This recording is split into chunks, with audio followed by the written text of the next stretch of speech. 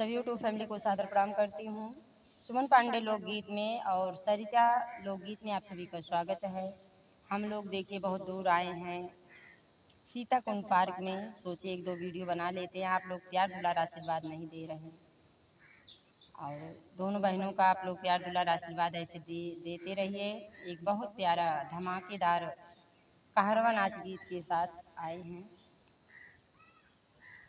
कजरा लगाए रतनारी बलम किया होई गए भारी। कजरा लगावे रतनारी बलम होया होई गए भारी। कोई गईले भारी हो होई गईले भारी, होई गईले भारी हो गईले भारी।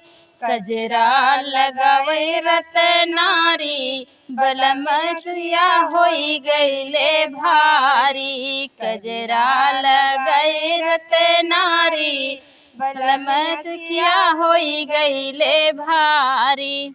कजरा लगाई हम बगिया में गईले, कजरा लगाई हम बगिया में गईले, बगिया में गईले हो बगिया में गईले। मलिया बुलावे सनकारी बलम किया होई गईले भारी। कजरा लगावे रतनारी बलम अखिया होई गईले भारी।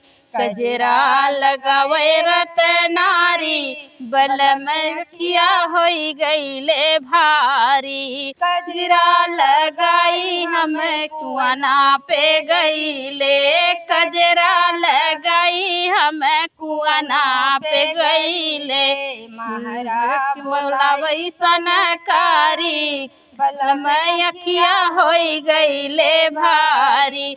कजरा लगाई सनकारी बलम अखिया होई गईले भारी।